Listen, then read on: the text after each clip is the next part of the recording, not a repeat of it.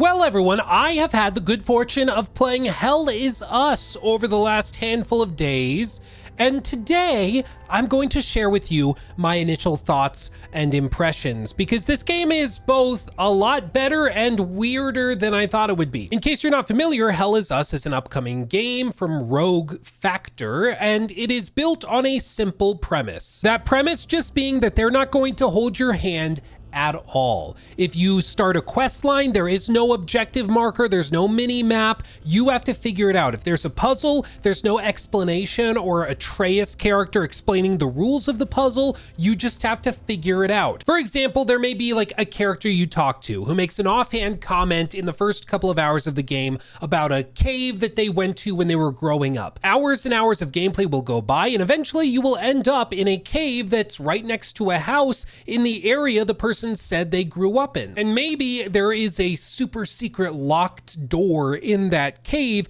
and you have to remember what that NPC told you all those hours ago to help you solve the puzzle. And this is true for small side quests within the game, main story quest lines within the game, objects you find early and you have to remember to use later on. It's honestly pretty cool. Paired with this is an incredibly dark and disturbing story, and in my opinion, a very captivating world that they've put together. Now, don't get me wrong, it's far from like a perfect video game, but it is one of the more interesting games I've played in recent memory, and I think it's worth checking out, especially if you like that idea of a game that's hardcore and just trusts you to figure it out. But don't worry, there's lots to talk about. We got to talk about the combat, we got to talk about the overall structure and all of that while keeping it spoiler free. So buckle up, buckaroo.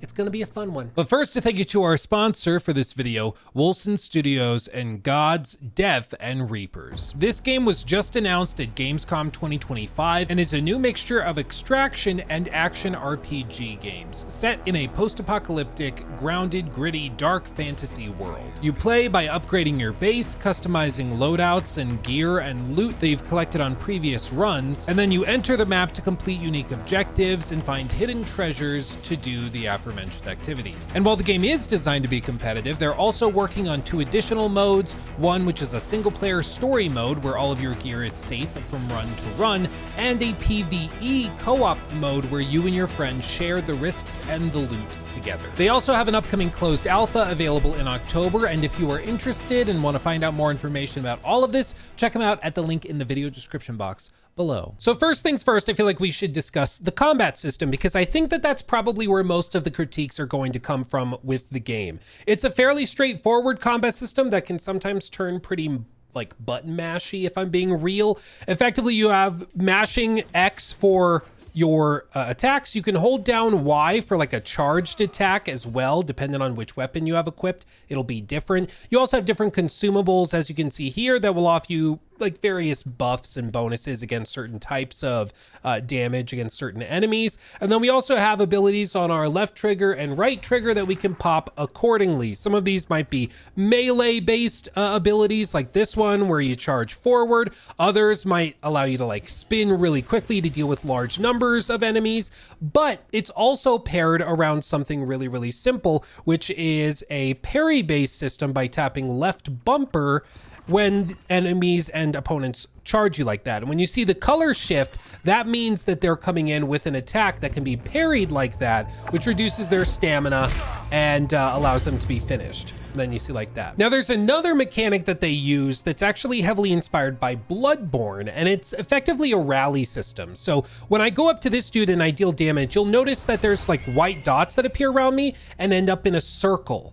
And if I tap right bumper when those collect together in a solid white circle, it'll actually heal me for that amount of damage that I put out. It may sound simple, but basically what they're trying to do is encourage you to play aggressively in order to heal. And there are items to heal, so it's not like this is the only way to heal. But especially in like challenging circumstances, and if you don't have healing materials, and you're like running low on health, you just charge in, deal some damage, pull back out, and then you can heal with that rally system that they have set up. It works quite well, and I'm actually like a pretty big fan of it, because whenever you're like starting to get low on health, instead of playing in like the back corner and circling slowly, maybe like occasionally popping in with a jumping ability or something, instead of that, you actually end up charging in and getting more aggressive, which I just personally find more fun. Now, it's not all sunshine and roses. The game doesn't have a lot of enemy variety. Everything is based on a couple of core archetypes. There's low-level grunts, there's heavier brutes, there are guys like that float and fly and throw projectiles at you.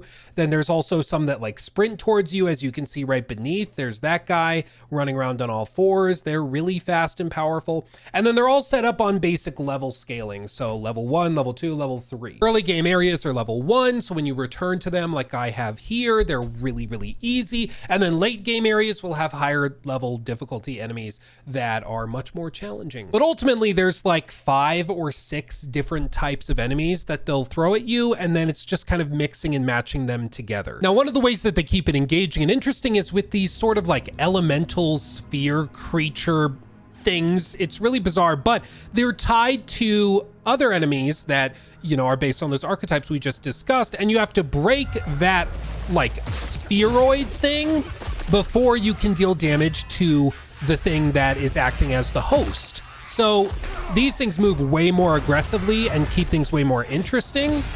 And you have to, again, break them before you can actually deal damage to the main like body that is possessing it. Boom.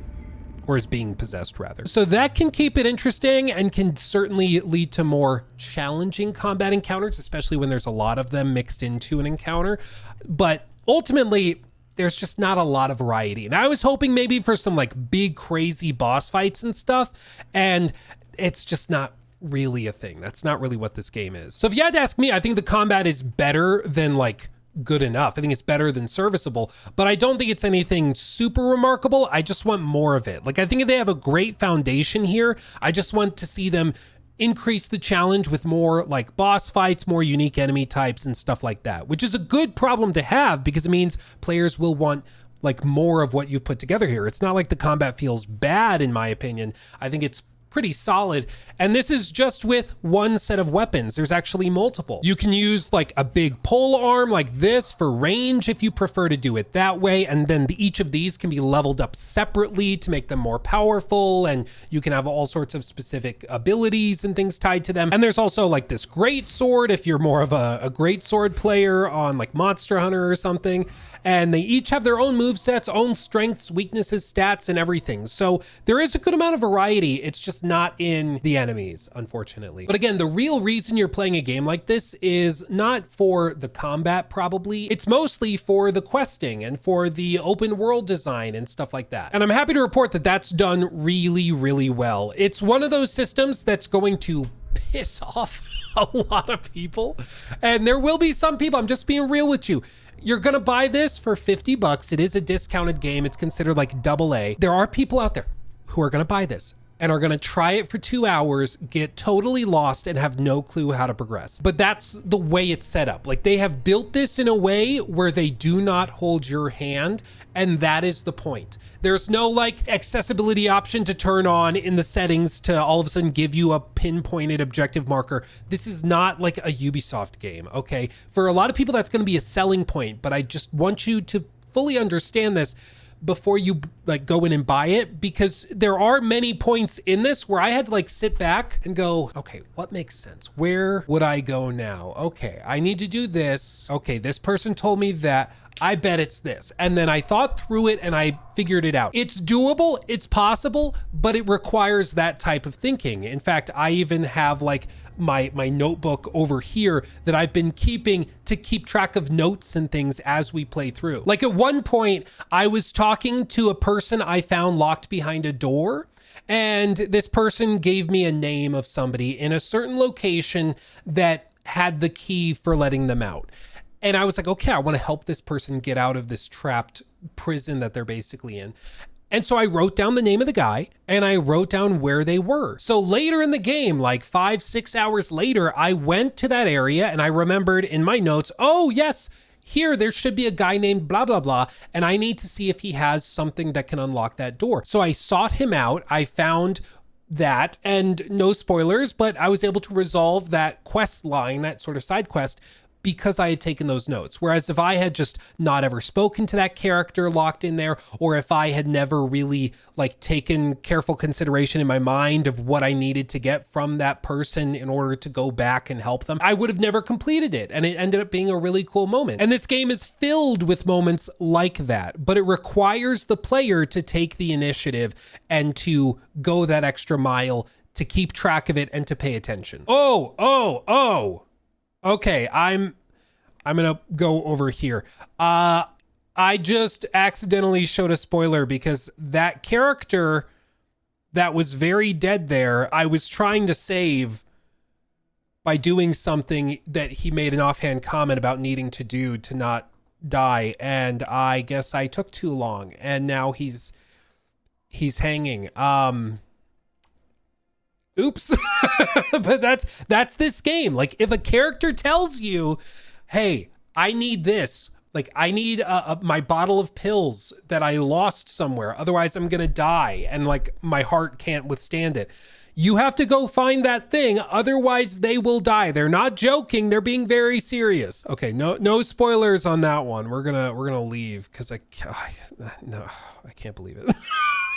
I can't believe it. But anyway, I really am digging my time with Hell Is Us. As of the time of recording, I've not finished the game entirely. I am pretty close and I'm going back to early game sections to show you, but I'm honestly having a really, really good time. After playing the demo that they have, I wasn't sure how it was going to translate like to a full experience, but I'm really happy to say it's quite good. It's quite good. It's not going to be for everybody. I imagine the reviews are going to be pretty polarizing. Move, I got stun locked.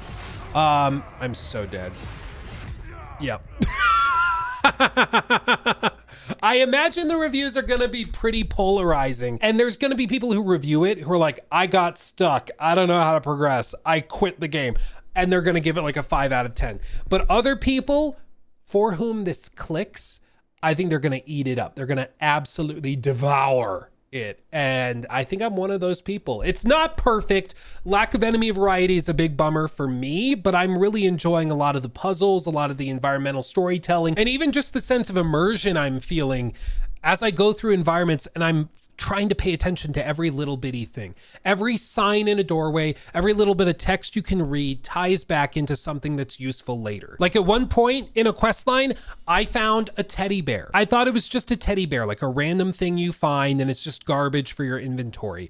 Nope, it's not. Like there's so many little bitty things like that, which I eat it up. I love it. I'm really, really enjoying the way they've structured this. And it's sort of like a narrative Elden Ring in a way, which sounds like so reductive and cringe because everybody calls everything like Soulsborne and Elden Ring like nowadays. But I mean, it's structured in that same way where they just kind of threw you into the world of Elden Ring and were like, yeah, go roughly this direction, but figure it out, have fun. And that's basically how they approach the story here, is they're like, no, you're smart, you'll figure it out. Like, you know roughly what you're trying to do. Go do it.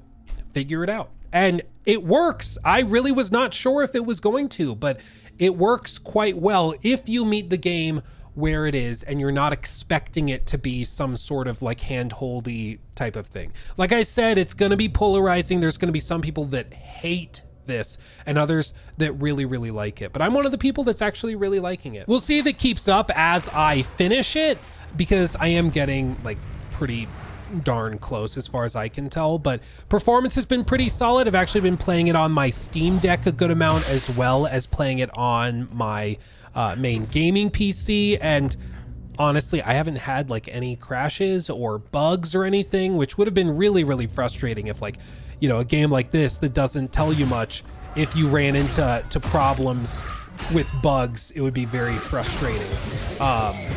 But I haven't really had anything like that, which is really nice to see. So I'm having a good time. I'm going to keep playing it, and I will certainly keep you guys updated as I finish it over on Luke Stevens Live. I'll talk about it on stream, because chances are by the time the video goes up, I will have already finished it, would be my guess. I'm just having to film this early because I have a couple of international trips I'm going on, which I'll be able to talk about shortly. But also, I think by the time you're seeing this, I will have already completed one of those, so I will have already gone. It's tricky. Time is weird, but thank you for watching. Thanks for hanging out with me. Let me know if you think Hell is Us is interesting. I can say that I'm really liking it and I'm excited to finish it.